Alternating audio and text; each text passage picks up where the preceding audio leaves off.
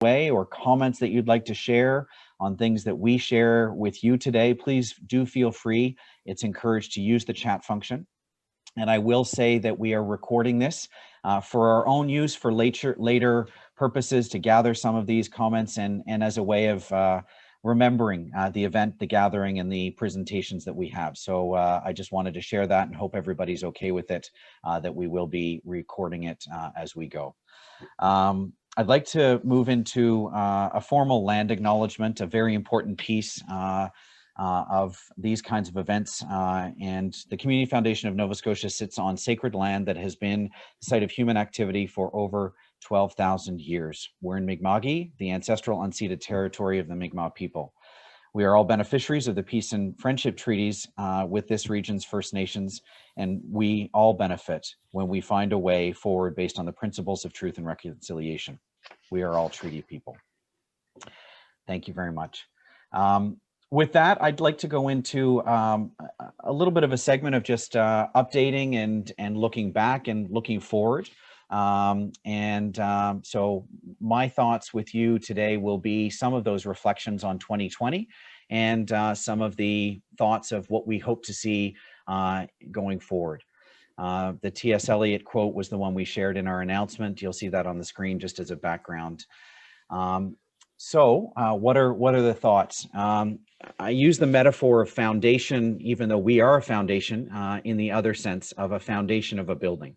And certainly over our more than decade of history at the Community Foundation of Nova Scotia, we've been putting good foundation stones in place. And I think 2020 is a phenomenal example of adding to those foundation stones. These pierres de fondation sont tellement importantes à travers l'histoire d'une organisation, d'un bâtiment comme la nôtre. And we get to take this advantage to reflect back on some of the foundation stones that we've added. Since joining in the middle of last year, I've been able to meet with many of you online and many other of our stakeholders, our fund holders, our partners, our donees and recipients of many of the very important funds that flow through our organization to have impact in our communities, our community fund volunteers, and our volunteers in the broader sense of the word. I've really been struck and have shared these with many of you in our newsletters of lots of different themes, but I would reiterate a few. There are so many offers to do more and to help us in many different ways, which are appreciated. Offers of input and offers seeking greater input into the work and to the effectiveness of the work that can be done through the Community Foundation, of sharing ideas and stories, of looking for new and growing opportunities to impact our communities in positive ways, and so much more. But these have really come to bear to me as we begin to look at 2021 in the next few years. So thank you for all of those of you who have taken time to either meet, speak, to share with me, and for me to listen to you. It's been really important. One of my messages midway through, I guess so about 3/4 of the way through the year, midway through my time with the organization last year, was around the inspiration that a lot of these organizations and stories had. It is inspiring, especially in difficult times, but regardless, to see the variety of ways through our many fund holders, almost 100 fund holders, through our many volunteers and collaboration opportunities, to see the good work being done, both at a provincial level and at a community-based level. And that inspiration continues straight through to the end of this year and as we look forward. Finally, I think it's important, though we're a foundation and we're about enabling effective philanthropy, to think about much of the work that we do with each of you and with the broader set of communities we work with on building social capital, especially in very difficult times. And I touched on this again in one of my communication pieces. Social capital is built by people doing good. And it's not about the money, it's about the effort, about the time, and about the connections that are made. And I think Nova Scotians, especially in 2020, showed an ability to take what social capital we have, to reinforce it, to deepen it, and to expand on it. And that has been really inspiring and really positive to see throughout last year. I'm going to share with you a quick list. And I was about to say laundry list, but that understates its magnitude and importance. But it is an important list of statistics of key activities and disbursements that we've been involved in the last year. So this is a 2020 rundown, if you will. Emergency Community Support Fund dispersed over 1.5 million of awards to 50 organizations as a result of the COVID-19 pandemic and needs. That was partnership with Community Foundations Canada and federal government funding in 2 rounds. The Investment Readiness Program, we participated in the disbursement of over 500,000 in non-repayable capital made available to many social purpose organizations in the province. We piloted, again, through CFC in Nova Scotia, the Fund for Gender Equality, and over 60,000 of grants to 4 organizations in advancing gender equality in Nova Scotia at this time is incredibly important and great work that was done. I would stop there and say in each of those cases, we relied and benefited from the work of volunteers who joined independent review committees. And many of you are here today or know of those who did. And I would like to thank you specifically for the work. We would not be able to play the role we do as an independent, almost honest arbiter or broker of the disbursement to those that need, if it weren't for those in the different communities and the different sectors of our province who know best what the needs are and can help us make those adjudication decisions. So thank you. I keep going. Scholarships and awards are an important annual piece of what we do at the Community Foundation. Over 40 scholarships and awards were issued last year, totaling over $90,000 to students. In association with Green Shield Canada, mental and oral health grants in excess of $230,000 were issued throughout the province. And in a separate piece that is less about dollars, but enablement of good work and collaboration, in association with a variety of partners, some of whom I've seen on the phone already, or on the Zoom already today, we helped launch in April the Nova Scotia Nonprofit COVID-19 Coalition. And approximately 22 open forum sessions were hosted, mostly on Tuesday mornings, with a consolidated attendance of approximately 1,300 participants, leaders, most of whom from the not-for-profit sector. And so that's tremendous impact, that's tremendous opportunity for collaboration and work within that sector, and we're thrilled to have played a role in that. The summary number that I wanted to share is fantastic, and we really are only able to share this now because we've looked back on the year, done some summary with our accounting and programs teams, and I'm able to say that across all programs and initiatives, the Community Foundation of Nova Scotia was a part of awarding over $3 million last year. That is a record. That is a fantastic number at $3 million to be able to have participated in, and we're thrilled with that tally and that total across many sectors and across many different good work that we've helped enable. So thrilled to be a part of that. If I turn to 2021, and that's what kind of the year end and Happy New Year event is all about, 2021 is a new chapter for us.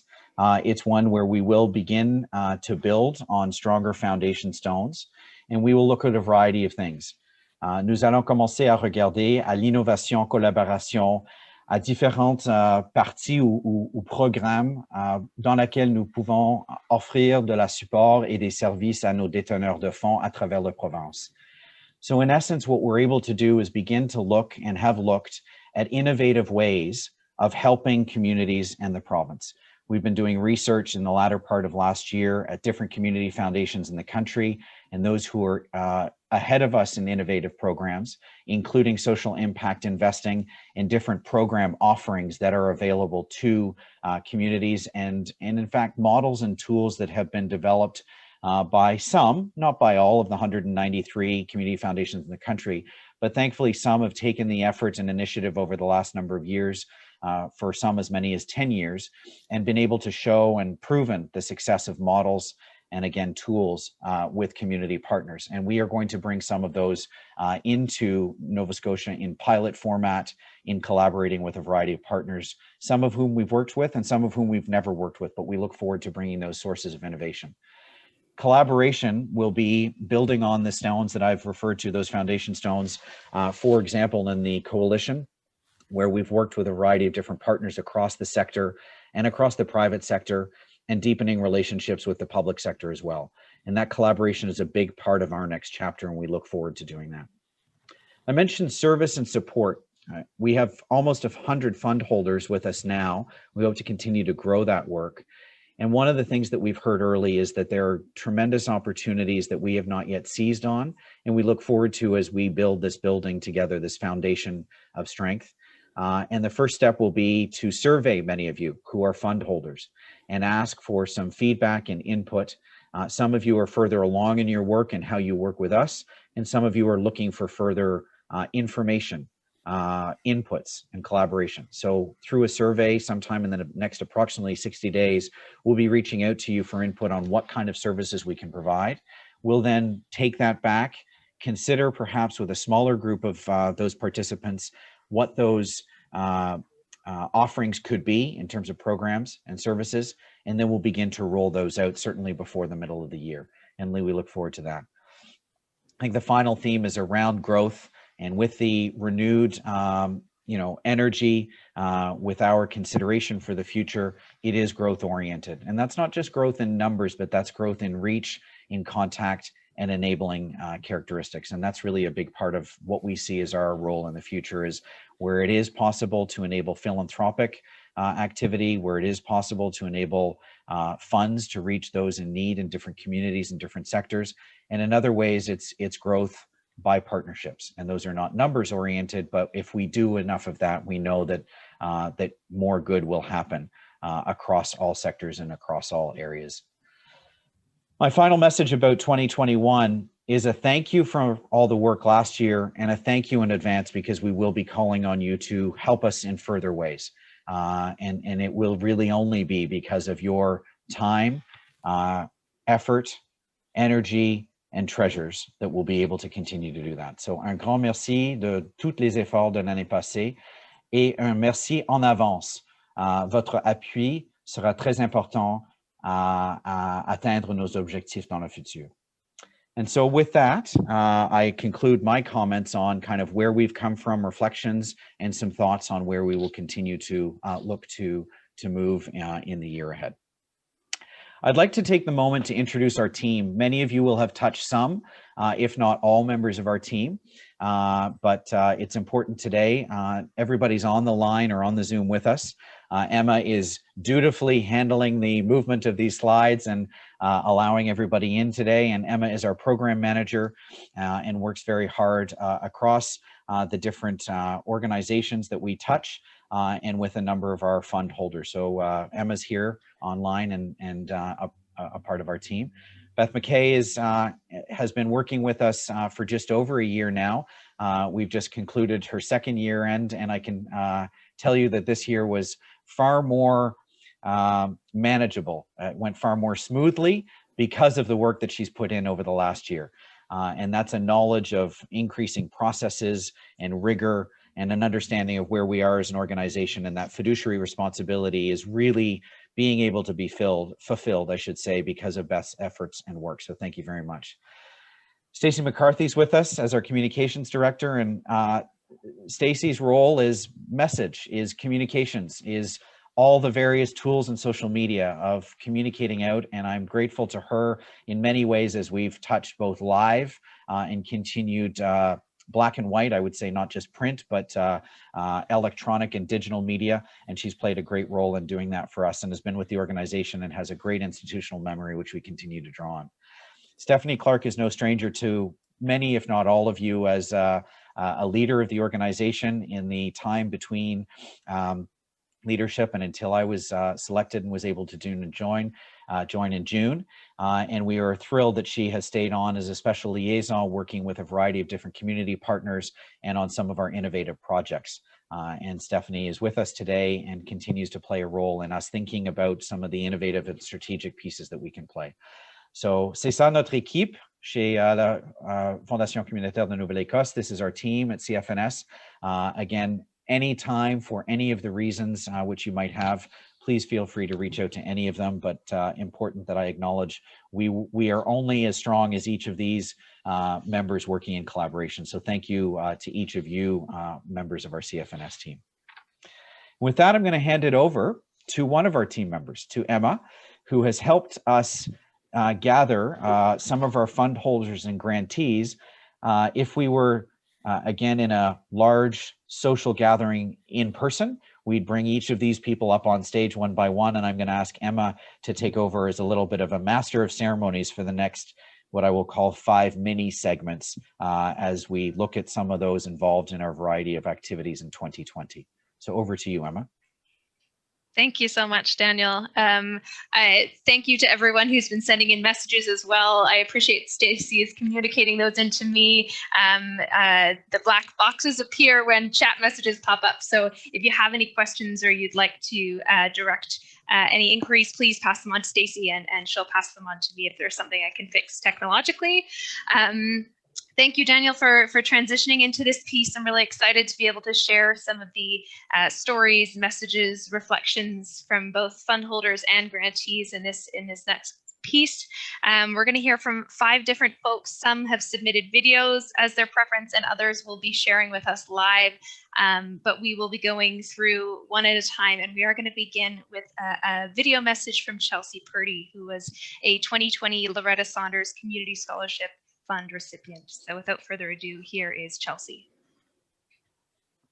Hi, I'm Chelsea Purdy, and I'm a master's student at Mount St. Vincent University in the Department of Applied Human Nutrition. I'm of mixed Mi'kmaq and European heritage, and I'm also a member of Acadia First Nation. As part of my master's project, I'm hoping to examine the affordability and accessibility of a healthy diet for Indigenous people living with HIV in Nova Scotia. Over the next 2 years during my master's, I also plan to continue my involvement with the Two-Eyed Seeing Camp, which is a partnership between the Mount and 3 Mi'kmaq communities that offers educational opportunities blending science and Mi'kmaq culture. I'm very grateful to have been the recipient of the Loretta Saunders Community Scholarship Fund, which has provided me with financial support after having completed 4 years of undergraduate classes, as well as a year of unpaid internship placements. The funds that I received through the scholarship provided me with much needed financial support as I began my master's in September, especially after having limited opportunities to save money while I completed internships. In this video, I just wanted to say thank you to the funders of this scholarship, and I also wanted to wish everyone a happy new year.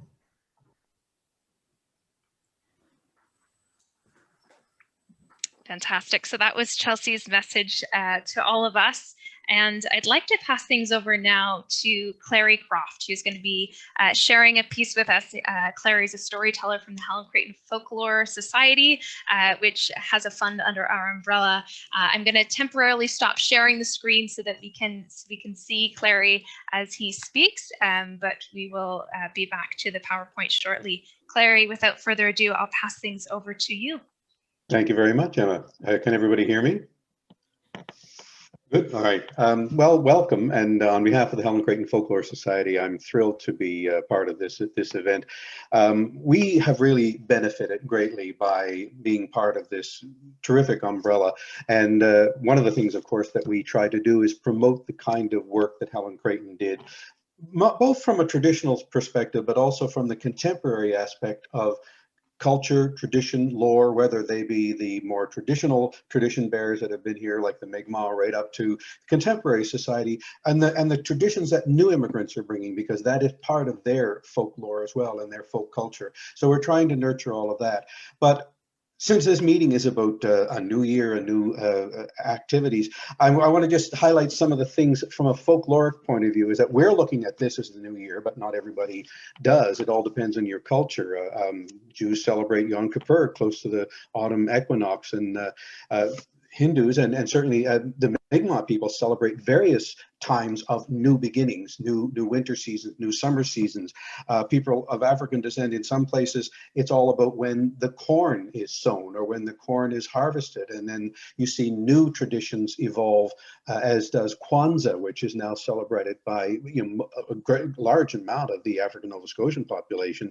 But the kinds of things that Helen Creighton collected were the things that people needed to recognize. Moving out with the old, it's sort of like that quote that you had at the very beginning, moving out with the old and bringing in the new. So you were firing guns on the new year to bring in new activity and new excitement and to scare away all the badness. Ring bells, the same kind of thing. Open doors and windows to let the old out. Sweep the door out, sweep out the old.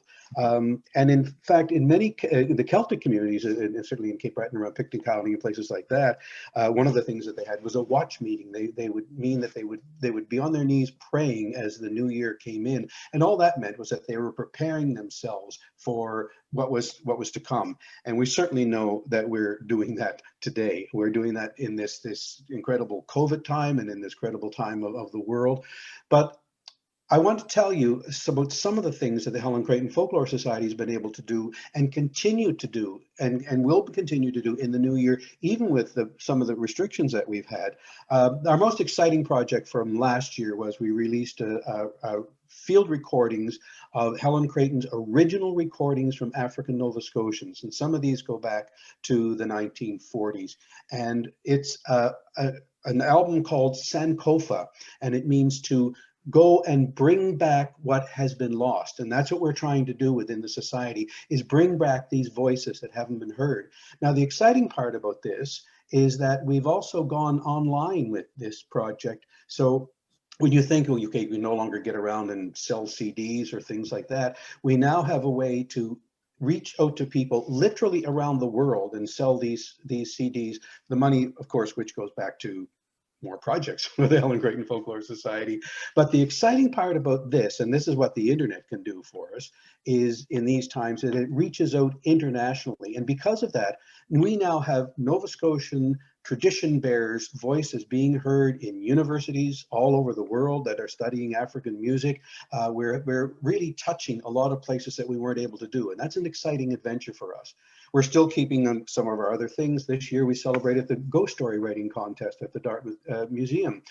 That's been 31 years of encouraging children to write their stories, and they're judged by people that are used to working with children's stories, and it really encourages. In fact, we've seen some children over the 31 years go from the entry in the lowest grade level to now becoming professional journalists with degrees from King's University on their own. So we like to think we've given them a little head start on that. Some of the things we've had to curtail, What the Folk was our bi-monthly meetings where people got together and sang songs and told stories. We couldn't do that safely anymore. And somehow Zoom and things like that don't work very well with trying to sing harmonies with other people and that kind of stuff. So we don't worry about that too much. We still try to offer grants in aid. Now, this is a very important thing, and this is where the Community Foundation comes in. When Helen Creighton passed away in 1989, the provincial government set up a fund that was administered through King's University. That fund has since been taken over by us, and we have forwarded that to the community foundations. And what that has been able to allow us to do is we've received far more funds than we could on our own. And that lets us give more grants. More grants gets more work done by scholars and independent amateur researchers, anything from a school youth choir that needs uniforms to perform folk songs to professional people working on their folkloric doctorate. So we have found that our participation with the Community Foundation has been very positive, very sure for us, and I look forward to many years ahead. So thank you all very much. Thank you so much, Clary. What a fantastic way to ring in the new year, to reflect on some different ways that people all over the world and even within Nova Scotia celebrate new beginnings and new starts. Thank you for sharing that with us. I'm going to hop back over to the presentation so we can share now a little bit from Alana Hurdle, who's with the Rotary Club of Truro, who's going to speak a little bit to the We Rise Again Fund and some of the incredible community rebuilding work that's taking place in Portapique, Nova Scotia. Alana, I'm going to pass things over to you. Thank you, Emma, and thank you for the opportunity to speak today as well. It's great to be here. Rotarians are people of action. So in the days following the tragic events in Portapique, the Rotary Club of Truro knew that we had to do something to help that community change the negative light that had been shone on it and turn it into a positive. Next slide, please. So we struck a committee. That's what we do. We began researching options and pretty quickly determined that there was a great deal of money coming in to help the families of the 22 victims. So we felt that a hands-on project would be a better fit for our skills within the community. So we began one-on-one consultations with a number of the residents of Portapique and Portapique Beach Road. Those happened through May and June and into July. In July, we held a focus group with those individuals and a few other members to see if what we were thinking made sense. In August, we rolled out the concept at a barbecue for the community, which was very well attended, 45 community members, and there's about 100 that live there year-round. So we did fairly well, we feel, on that one as well. I'm condensing this because I was given 5 minutes, so you can imagine the amount of work that we did over a few months. We were very fortunate to be interviewed by Global News, and Daniel and Stephanie came and participated that day. October 1st was that interview. It was aired on the 2nd. We sent out a press release on October 4th, and the wheels began to roll. So we're now actively in our fundraising period. Next slide, please. So the community is involved, very much so. We are so fortunate to have many partners. The Community Foundation of Nova Scotia, of course, are receiving donations so that they can provide tax receipts to individuals, and I understand that things are coming along swimmingly on that end. The Riverside Community Hall, which is the existing hall in Portapique, has a society with a new board of trustees who are very engaged and excited for this project. John and Nancy Hudson own the property adjacent to the hall and have agreed to sell it to us for a nominal fee at 1 acre of that property so that we can expand our project over the existing boundary line. And a project committee has now been struck, including the hall trustees, Cobequid Consulting, who are the playground designers, Rural Roots Engineering, who are the engineers and architects for the building, Rotary Club of Truro, Home Hardware Distribution Center, the Municipality of Colchester Recreation Department, and a few other folks that just want to be involved. So that activity is now well underway as we move towards construction this year. Next slide, please. Thank you. So the scope of the exterior project, the piece of land on the left, the 160 by 273, is the piece that we are buying, and we have had an individual donate the money to be able for us to be able to buy that piece of land, which is just fantastic. The existing hall is the little rectangular square right above where it says Portapique Loop, and we've actually discovered throughout this process that it's the original late 1700s church, settlers' church. So unfortunately, it has a rotten floor and needs to be fully replaced. So we figured if we have to lift it to put a new floor in, let's just move her. It actually sits over the boundary, over the property line. You can see on the bottom of the diagram there. So the plan at this point is to build a structure around it and then move it into the middle of the structure. So on the left-hand side, over on the, you see a ball field there. There's going to be a cement ball court there for different types of sports. The existing building will move into the middle of that dark gray space, and then there'll be additional expansion on both sides of the existing building. And then the yellow space on the right-hand side is what we're calling a pavilion, but it's really a covered outdoor area, which will open via barn doors from the building so that you can have flow in and out of the space, and or markets or who knows, community events of all kinds there, out of the elements underneath the pavilion. The playground, of course, is on the right-hand side there, and it will be primarily natural products. There's a slide that we have to have made, but the community itself is excited to be doing most of the work for this and are already cutting down trees and landscaping and moving dirt and getting really excited to start the playground in the spring. Next slide, please. The scope of the building as it currently exists, as I mentioned, the original building is now, we know it to be a church from the late 1700s. It's got beautiful beam construction, which is currently not visible. So the intention is when we move it into the middle of this new structure, we're actually going to elevate it by 8 feet, expose the beams and make it feel much more churchy or holy, if that's the right word. It's going to be so exciting. We've actually decided since this diagram was written that we're going to flip the interior.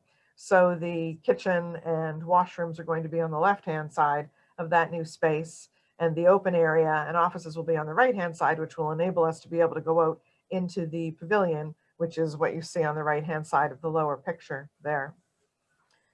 Huge amount of work happening. So it's incredibly exciting. Next slide, please. So our cost projections, the total project is valued at $582,000. We are estimating the in-kind between manpower and supplies to be $253,000 of that. So our cash goal is $329,000. As of today's date, we have $210,600 already committed of that $329,000 goal. We were thrilled to receive confirmation 2 days before Christmas that the province is kicking in $150,000 from their strategic funding initiative to support this project. It gives me goosebumps every time I think about it. We have donations from a number of other Rotary clubs that are rolling in, and those continue to happen. We have also made a presentation to the municipality of Colchester, and we are awaiting a decision any day now from them on the project supporting. There will be an ACOA application, and donor packages are coming out any week now for things like gravel and dirt and shingles and roofing supplies and everything that we need to create this fabulous project. I think that's it. Next slide, please. Yep, that would be it. So there's much more to it, of course, but I didn't want to hog the time. Thank you so much for the opportunity to tell us, and thank you to the Community Foundation of Nova Scotia for partnering on this project with us.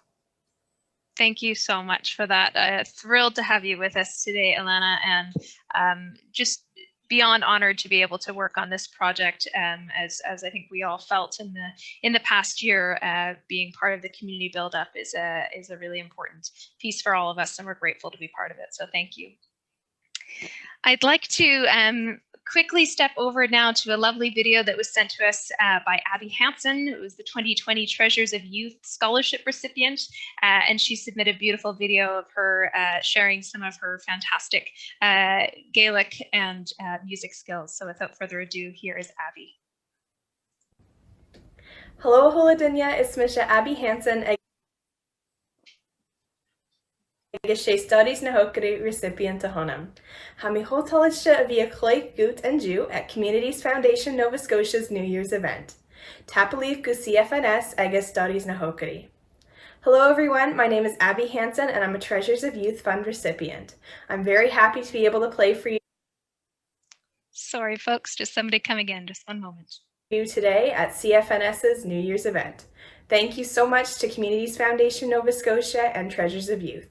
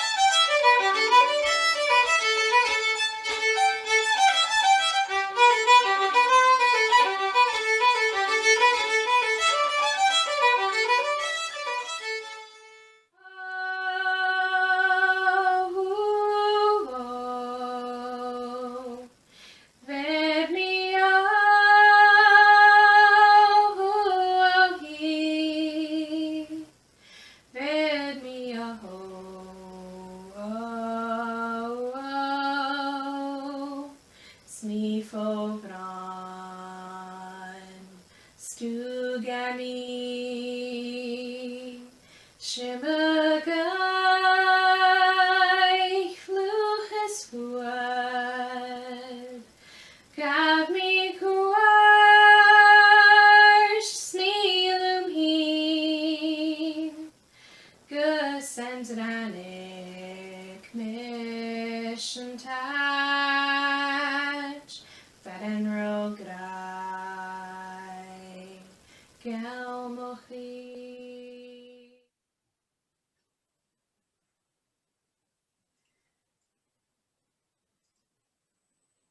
Lovely. And that was Abby Hansen, again, the 2020 Treasures of Youth Scholarship recipient, or one of the 2020 Treasures of Youth Scholarship recipients. I am going to pass us on to our final sharing for the evening from Veronica Marsman, who is a representative from the Association of Black Social Workers, which was one of the phenomenal organizations that received support through the Emergency Community Support Fund. And here is video from Veronica. I'm Veronica Marsman, past president of the Association of Black Social Workers, otherwise known as ABSW, and I'm the co-chair of the Health Association of African Canadians, otherwise known as HAWK. I'm here to say thank you to the Community Foundation of Nova Scotia for providing us with the funding to assist the ABSW HAWK COVID-19 Response and Impact Initiative that was developed for people of African descent in our province. As you may be aware, on March 22nd, 2020, the government of Nova Scotia declared a provincial state of emergency to help contain the spread of COVID-19. ABSW took immediate action and partnered with HAWK to help create awareness in combating the pandemic in the African Nova Scotian community. ABSW quickly provided a province-wide toll-free number and created several key partnerships that acted as a navigation tool to answer calls, provide support and services, and when appropriate, made referrals based on the needs of individuals and organizations in the African Nova Scotian community. ABSW is a volunteer group of Black social workers and human service workers who work to address social injustices in the African Nova Scotian community. HAWK is a nonprofit health association dedicated to promoting and improving the health of African Canadians through education, research, healthcare delivery, and policy reform. Together, the ABSW HAWK response team was formed. With collaboration and partnership top of mind, the team sought out partners that could help provide province-wide services to create awareness and mitigate the spread of COVID-19. Community involvement was central to the work, and this initiative required grassroots input and information to the response team in real time and how best to communicate it. ABSW strategically recruited and positioned community intermediaries in all parts of the province who provided timely information on the various community needs. This enabled the response team to ensure that the services were available, relevant, and culturally specific in each of the communities. Through the Community Foundation of Nova Scotia funding, we've been able to provide the following initiatives.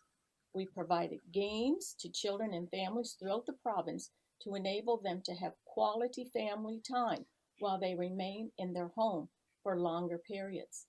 We provided food to those who participated in our online cooking class with our own Chef Leon. We're assisting people of African descent with home heating costs, and we're providing stipends to volunteers who administer our provincial toll-free line, deliver our food boxes and games to families. There is no doubt that the financial support provided by the community foundations in Nova Scotia has greatly enhanced the service that we've been able to deliver, and we are thankful that they chose to fund our application. Thank you, CFNS.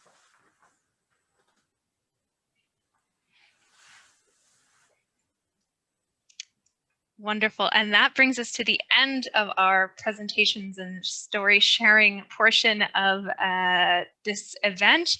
I'm going to pass things over to Daniel quickly to take things from here. Sure. Thank you so much, Emma. I've seen a few direct messages and other messages from folks. Certainly great to have a mix of both the stories from a range of those fund holders, grantees, and partners who we worked with in the last year. The music is fantastic, and we did talk about this when we were planning. No social event in Nova Scotia is right. I know that I saw some messages early in the chat box around where's the virtual wine. I did mean to bring a couple of champagne flutes in with me, and whether I put juice in them or actual bubbly, I had not, but I forgot those props. But certainly the music made it a truly Nova Scotian social gathering. So we're pleased to have had all those people. We moved in 2020, and that was one of the exciting changes. So we did a little bit of a kind of a couple-minute piece for you here, and then we'll move into one of our last segments. So I think you have that teed up for us, Emma. Hi everyone, welcome to the virtual tour of the New Community Foundation in Nova Scotia offices. Come on down this way.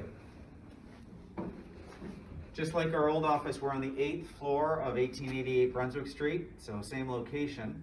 But when you come up, you turn left, and instead of going all the way down the hallway, we're in unit number 819. So come on in and I'll show you around.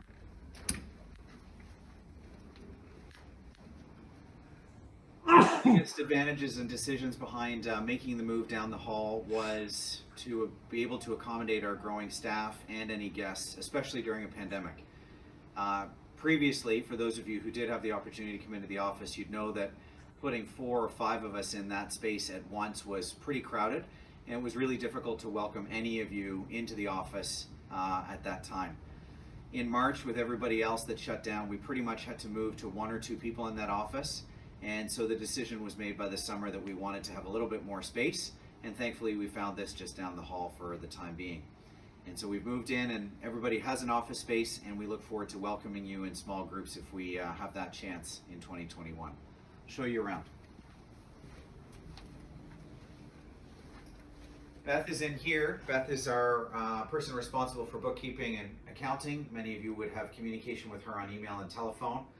She gets to do all the work, beaver away in here, and we're thrilled to have that space where she can close the door and have those conversations she needs to. She really enjoys the harbor traffic and comments from time to time on what we see in this great view. Go to the next door office.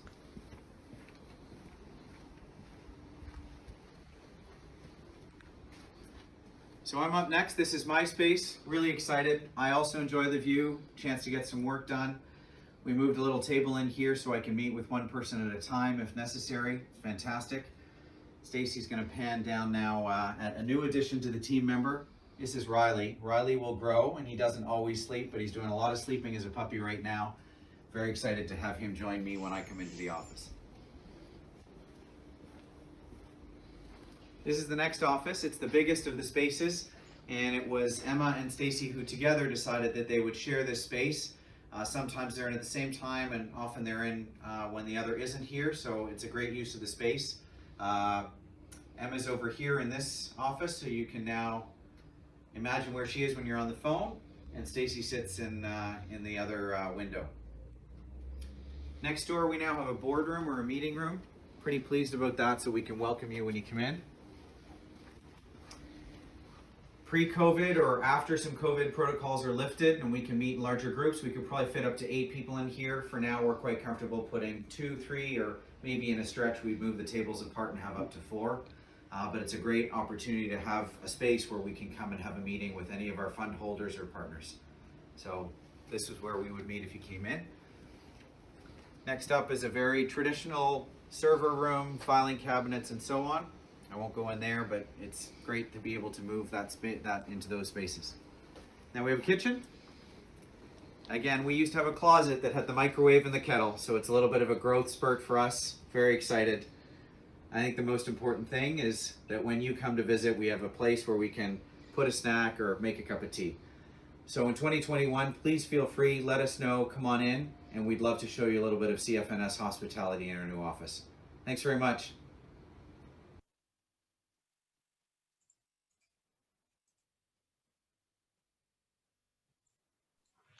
Thanks for teeing that up for us, Emma. Without further ado, and thank you very much for all of you who continue to make some comments. Feel free to jot a few more down into our chat room.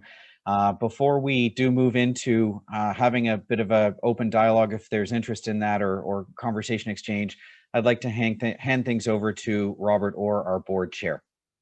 Robert?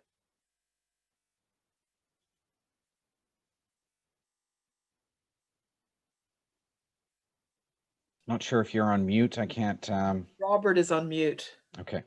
Sorry, still, a year later, I'm still getting used to the technology, right? Daniel, We maybe can hear you now. you can drop down the slide overhead and don't need to have that particular slide up on the deck, and we can see some real faces and put it back in gallery view. Sure. So that I can see some of the faces who've joined us. So as Clary was saying, happy new beginning, whatever that new beginning is for you. Thank you all for joining us today at different points in time. There's been over 60 people on this chat, and we really do appreciate you joining us and the care and concern of taking time to be with us as we start 2021. I do also want to really thank our partners and collaborators who shared the stories today. Just a few of the many stories and why those of us at CFNS are so filled with appreciation and gratitude that just being able to have some influence on how community is created across our great province. I also just want to take a moment to, as Daniel was saying earlier, and I think Emma was saying, to really thank literally the hundreds of volunteers who have worked with us this year in varying capacities and adjudication and in other areas that allowed us to help make a contribution to our fellow Nova Scotians. And I also want to express my appreciation for those of you who are on joining us in this meeting who have trusted us with your funds and your legacy and capacity for giving across our province. So thank you for trusting us to be the stewards and the collaborators in making a difference. Again, community foundations, across North America, and over 190 of them in Canada, are established to enable effective philanthropy, and whatever that can be. So again, thank you for trusting us and being your partner in making a difference in our province. I also want to thank those of you who not only put funds with us and created endowments, but also to those of you who are here today and those who are not, who have made contributions to CFNS and as part of our sustainability gift giving program that allow us to do the works that we do and support some of our operations as we continue to grow into a place of self-sustainability. And last but absolutely certainly not least, I want to say thank you for everything that you do, the passion that you bring all of our staff members, that small but mighty crew. I want to, particularly thank our volunteer board of directors for the charity, the kindness, and the dedication you bring and sharing all of your time and your talent and your treasure with us as an organization. We just couldn't be where we are today without those contributions and the leadership that you provide to the organization. And let me just finalize by saying, 2021 was a tremendous year. I think the ability to bring and distribute over $3 million worth of contributions to our fellow Nova Scotians in a time of greatest need, I think, and for those who often were in greatest need, I think is, a really, important moment and a very proud moment on behalf of all of our team. But in 2020, we had two CEOs. We had Stephanie Clark, who was the interim CEO over a much longer period than she anticipated when we first asked her to step in. But we wanted to get it right. So thank you, Stephanie, for everything you've done and has continued to stay on with us in a role as community liaison and innovation liaison with us. Continue to give to our province. And then we're just ecstatic that we were able to have, and it was many, and Daniel continues to remind us that we had 7 interviews with him before we hired him as our new CEO. But we knew what we were looking for, and we took time to do that, and we're able to be in a position with the generosity of spirit that Stephanie brought to be able to do a proper handoff, so none of the work that needed to get done in 2020 was missed. So Daniel, thank you for joining us. And with the whole team now, we're looking at the expansion of the strategy and the work that we've been doing in the past years, and looking at philanthropy in a new way. Certainly, we as a province, and as a world community, have been through many challenges in 2020, and those challenges continue. The world literally is a different place. But at CFNS, we see that as a big opportunity. And I think it's surfacing. We say, something like a COVID pandemic creates, what a pandemic event, a contingent event like that, is we always say it's a revealer and an accelerator. It reveals the truth of moments and peoples and how they respond in adversity. And it accelerates things, sunrise organization, and often hastens the demise of those organizations whose time is now past.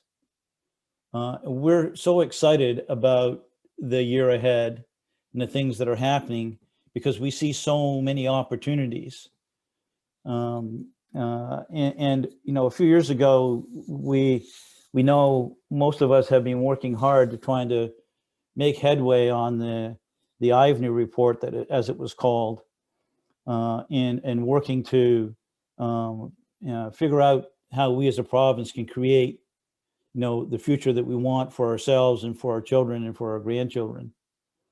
And one of the things that was pointed out in that report was that sometimes, as Nova Scotians, we had a bit of what was described a bit of an attitude problem, and how do we shift our attitudes towards things. And I think that there may have been, attitudes or behaviors, and sometimes or regionalism, and sometimes what could be that old Celtic background that we have, where we think we live in a world of scarcity and not abundance. But what we have seen at the Community Foundation through this is there's parts of who we are as a Nova Scotia that through this pandemic and other events has really surfaced our ability to see ourselves differently. We're a community of caring and collaboration and value for community. We're a group of people who have been fortunate enough to, if you like, follow the rules and collaborate and be more concerned about the common good than our own personal well-being. And so that's allowed us to be one of the few places, not only in North America, but in the world, in terms of having very, very low incidence of our of the COVID virus, and much fewer unfortunate deaths than almost any place else in the world. And that didn't happen by accident. It happened because our history and of caring and collaboration, value for others, value for community, came to the forefront. And for us, that's created an opportunity, this new awareness, this sensibility that we can now act to build the future for Nova Scotia that we really want for ourselves and our future generations. And the action is really important, because we see that when you don't act to maintain those values of community and care and collaboration, if you don't actively work to bring those and sustain those, then they can disappear very quickly, and you can end up in a sad state of affairs and in division and an inability to bring and come together in real collaboration and community that was seen in many other places around the world. And so we really think that our time has come as a province, and we're hoping and intending as an organization, through our role as enabling effective philanthropy, to be a catalyst in a collaborator and a coordinator of actions that will happen across our province in 2021 and beyond, to build the kind of future and communities that we want. We see changes in this sense of the value of community. There's a book, a fairly recent book out by Raghuram Rajan called The Third Pillar. And Rajan was previously the chief economist at the International Monetary Fund and the ex-governor of the Reserve Bank of India. Currently teaches finance at the University of Chicago. And he said, most of us have left the solutions in our society to two pillars, either the markets and finance, or to government. And what's missing is, his hypothesis he put forward is the third pillar that makes the stool stand up is community. And so how do we go about building effective communities? And we know that at Community Foundations of Nova Scotia, we can, play a small part. We cannot do anything by ourselves, but we think that there's things that we can do, and we're looking at the changing lens and the changing nature of philanthropy, where many philanthropists want action now as well as in the future with endowments. And they're interested in new social enterprises that can bring about meaningful change, where we can build communities that work for everyone with no one left out. And so that's our commitment and our promise to everyone that's in this call and everyone that we come in contact with across this province of ours, is that we're committed to do everything we can, to create the communities, powerful, innovative, active communities that are charting their own destiny and taking the actions and having the conversations in those communities that will sustain those qualities that we hold so dearly of caring, collaboration, and community in Nova Scotia, and become a model for others around the world to see how you really go about creating community and caring for your neighbor. So that's what we're planning to do, and Daniel and the team and the board we're working on strategic activities, looking at how we can continue to grow and be of service across our province. And we're looking forward to doing that activity with everyone on this call and many others who couldn't be here today. So thank you again so much for joining us. We appreciate your encouragement and support. And I'll turn it back to Daniel for some concluding remarks. And if people want to stay in chat and say hello to one another beyond any of the kind comments that you put in your in our chat box, those of us, we may not have been able to respond to everyone, but thank you so much. And we look forward to working beside you in 2021 and in the years beyond. So Daniel, back to you. Thank you, Robert, and thank you for those comments. I just shared in the chat box the name of the author and book. I was able to pick it up in the last few weeks and have started in. I can't claim that I've gotten as far into it as I'd like, but certainly makes for good reading, and I've just shared that reference. To everyone on the call, thank you for joining us from ourselves. We're all in the office today, and it's the energy is palpable as we begin 2021. I look forward to being in a position in the weeks and months ahead to share news that is already coming in. I could not have imagined by the 14th of January that there would be another federal partnership opportunity. I can't speak to it yet, but it exists. To already seeing and having conversations with current donors looking to expand and new donors who are looking to partner in new funds with us. And again, news hopefully that will come that we will be able to share with you in the weeks and months ahead as those are confirmed. But what a great start. I can just share with you as a headline, it has been to this new year for Community Foundation of Nova Scotia. And I echo Robert's comments.